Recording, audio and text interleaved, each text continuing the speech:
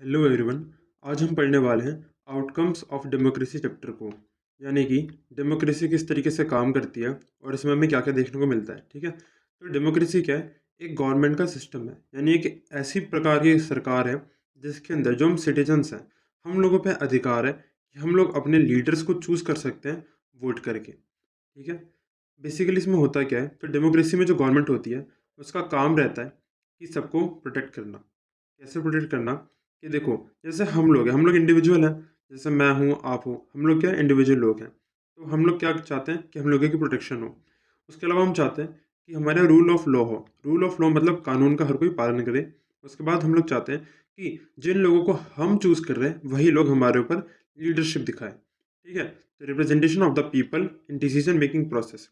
देखो, हमें पता है बहुत सारे फैसले लिए जाएंगे, तो हम चाहते हैं फैसले उन्हीं लोगों द्वारा लिए जाएं जिनको कि हम चूज़ करें। ठीक है, तो डेमोक्रेसी एक इस प्रकार की सरकार है। तो डेमोक्रेसी के अंदर मेन बातें क्या क्या देखने को मिलती है कि इक्वलिटी अमंग सिटीजन्स, हम सभी को समानता का अधिकार है। हमें ऐसा फील होना चाहिए कि वी आर इक्वल। ठीक है, हम चैप्टर को चैप्टर के अकॉर्डिंग पढ़ेंगे। अगर हम देखें रियल लाइफ में तो बहुत सारी चीज़ें यहाँ पे कॉन्ट्रडिक्ट करने वाली हैं। आगे हम बात करते हैं। It enhances the dignity of the individual.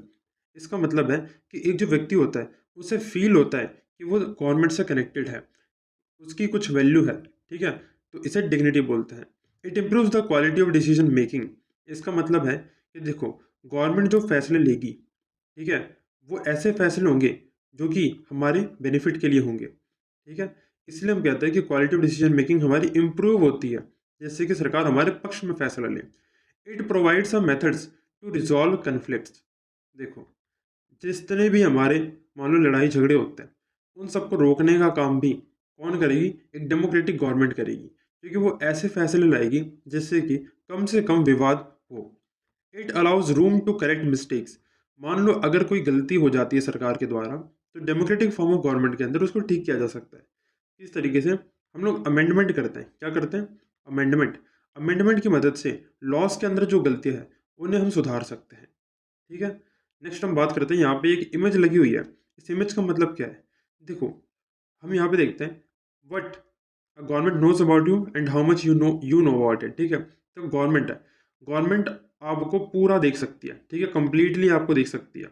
आपके बारे में सारी डिटेल गवर्नमेंट के पास है, लेकिन आप गवर्नमेंट के बारे में कितना जानते हैं? कुछ भी नहीं जानते। ठीक है, आप गवर्नमेंट के बारे में कुछ भी नहीं जानते, लगभग ना के बराबर। आगे बात करते हैं।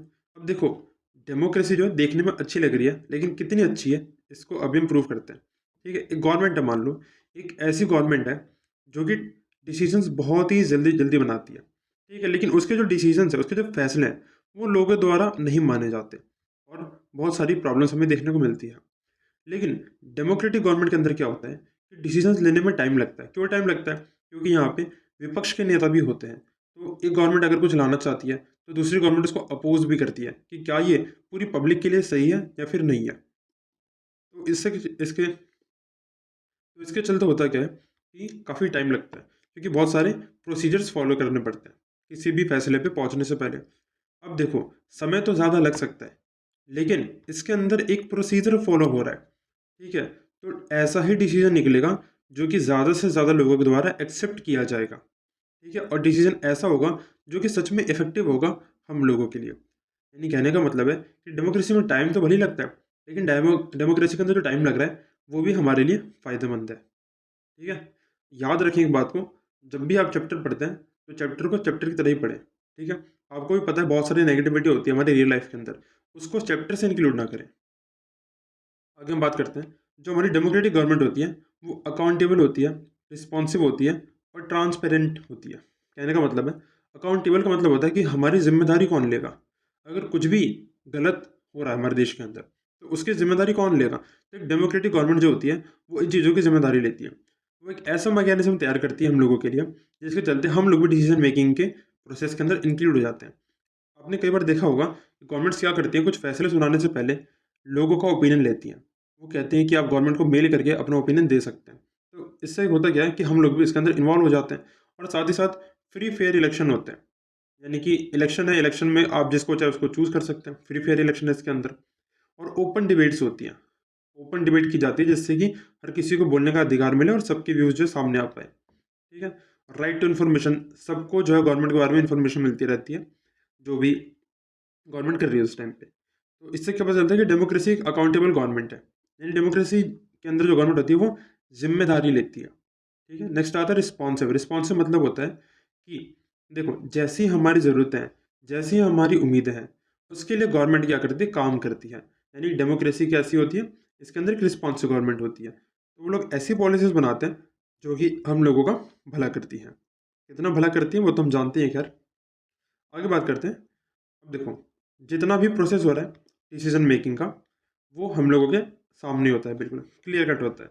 राइट, कि कौन सा बिल का पास हुआ लोकसभा में, ठीक है, और क्या क्या अमेंडमेंट वगैरह लाए जा रहे हैं, सब कुछ हमारे सामने होता है। यानी कि ट्रांसपेरेंसी भी होती है डेमोक्रेसी के अंदर।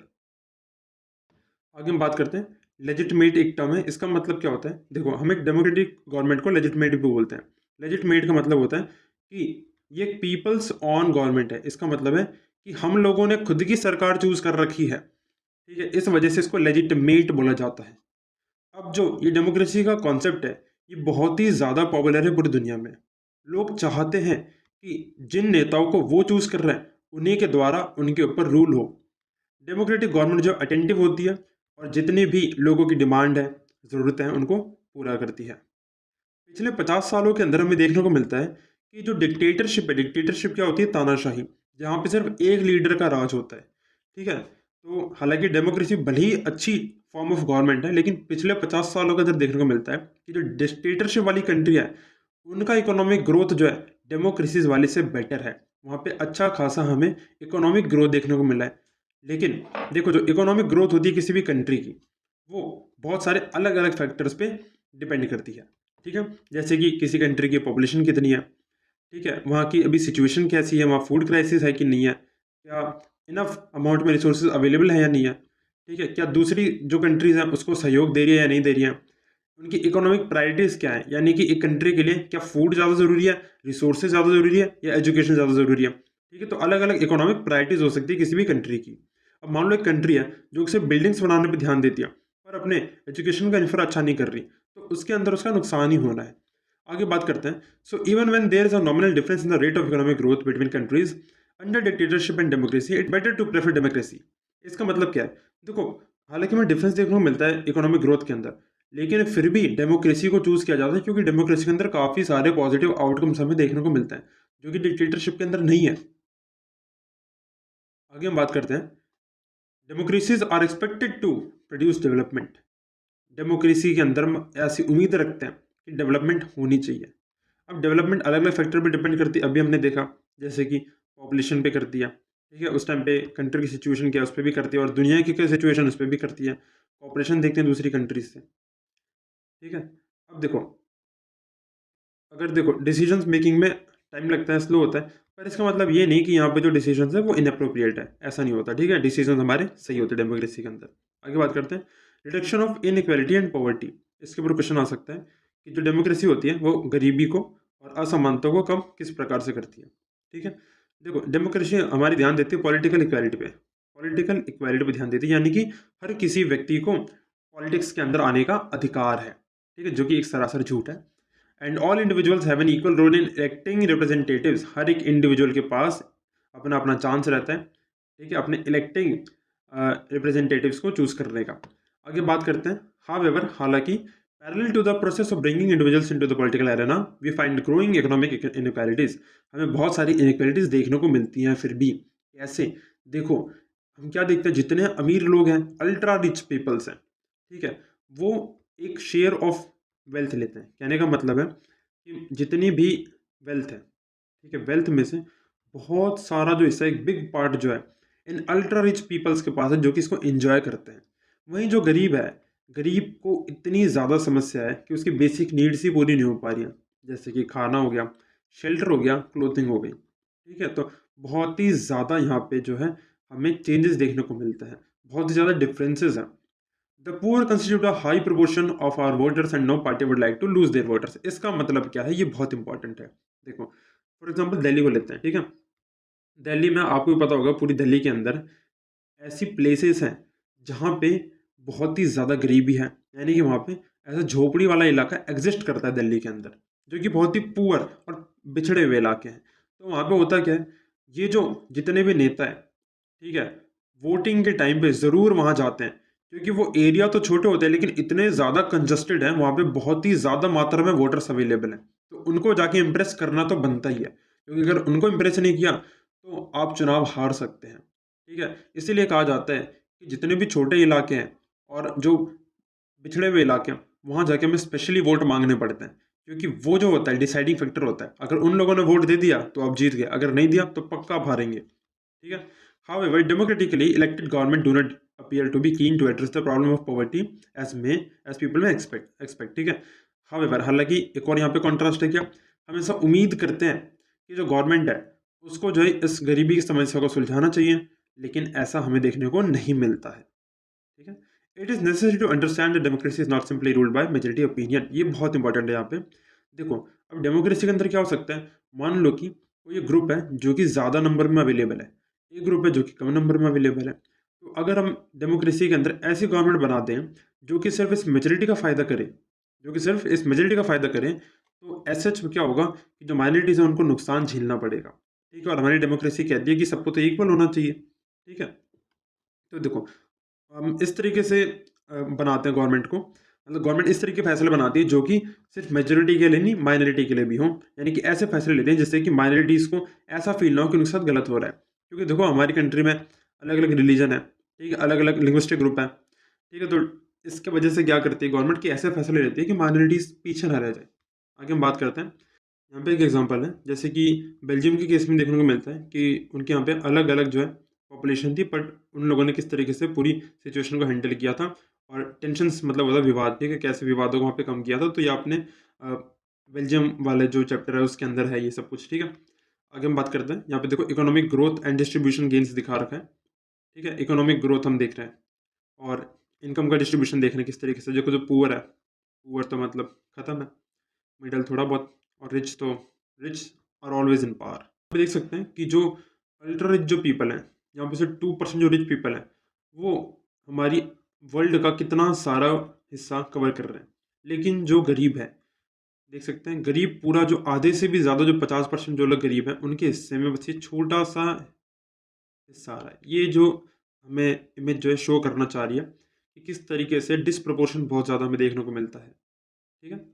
आगे हम बात करते हैं, यहाँ पे कुछ कंट्रीज बता रखी हैं और percent of share of national income बता रखा है, यानी कि जो ऊपर के जो टॉप 20% के लोग थे और नीचे जो 20% के लोग थे, यानी कि बॉटम से देखा जाए, यानी गरीब लोगों की बात हो रही है। तो साउथ अफ्रीका में 64.8%, टॉप 20% दे रहे थे, बॉटम वाले सिर्फ 2.9% दे रहे थे। बहुत ही ज़्यादा ह्यूज डिफरेंस है, देख सकते हैं। मतलब ये क्या है, ये पुअर क्लास है, ये क्या है, ये रिच क्लास है, टॉप 20% जो हम बात कर रहे हैं, ठीक है। तो देख सकते हैं ये सबका डेटा दे रखा है यहाँ पे। आगे हम बात करते हैं rates of economic growth for different countries, ठीक है। इकोनॉमिक ग्रोथ की बात करते हैं अलग अलग कंट्रीज के लिए। देखो, जितने भी डेमोक्रेटिक कंट्रीज थे उनका ग्रोथ रेट सिर्फ 3.95% था। डिक्टेटरशिप वाली कंट्री जो थी उनका 4.42 था। पुअर कंट्रीज थी और डिक्टेटरशिप के अंदर थी, गरीब देश थे लेकिन डिक्टेटरशिप में थे, उनका 4.34। और पुअर कंट्रीज जो कि डेमोक्रेसी के अंदर थी उनका 4.28। यानी कि बहुत ज़्यादा वेरी कर सकता है, हम इसको एग्जैक्ट नहीं मान सकते, क्योंकि एक कंट्री का ग्रोथ रेट अलग अलग फैक्टर्स पर डिपेंड करता है। अब जैसे चाइना है, चाइना की पॉपुलेशन इतनी ज़्यादा थी लेकिन उसके बावजूद भी डिक्टेटरशिप के अंदर होकर उन्होंने बहुत ही ज़्यादा अल्टीमेट प्रोग्रेस करी है, जो कि अच्छी अच्छी कंट्रीज से भी आगे निकल चुका है, ठीक है। अब बात करते हैं, देखो होता है जब भी वोटिंग का टाइम होता है बहुत से लोग वोट करने नहीं जाते, ठीक है। तो हम बात करते हैं belief in the efficacy of vote is placed above the calculus of utility, ठीक है। कितने लोग मानते हैं कि उनके वोट से फर्क पड़ता है। तो साउथ एशिया में 65% दिखा रखा है, बांग्लादेश में 66, इंडिया में 67, ठीक है। तो बहुत से लोग होते हैं जो कि वोट करने नहीं जाते हैं, और सच ये है कि सबके वोट से फ़र्क पड़ता है। लेकिन हमारी कंट्री की सिचुएशन ऐसी हो गई, किसी को वोट करो चाहे ना करो क्या ही फ़र्क पड़ रहा है ना। जो कंडीशंस थी वो तो सुधर नहीं रही है अभी भी। खैर जो भी है, चैप्टर को आप ऐसा पॉजिटिव लेना है आपको, ठीक है, क्योंकि एज आप इसको सिलेबस में स्टडी कर रहे हैं, ना कि किसी पॉलिटिकल एंगल से, ठीक है। तो इन सभी पॉइंट्स को आप ध्यान रखेंगे, अच्छे से रिवाइज कर लेंगे और आप इस चैप्टर के किसी भी क्वेश्चन का आंसर इजीली कर पाएंगे। तब तक के लिए have a good day, keep studying, bye bye.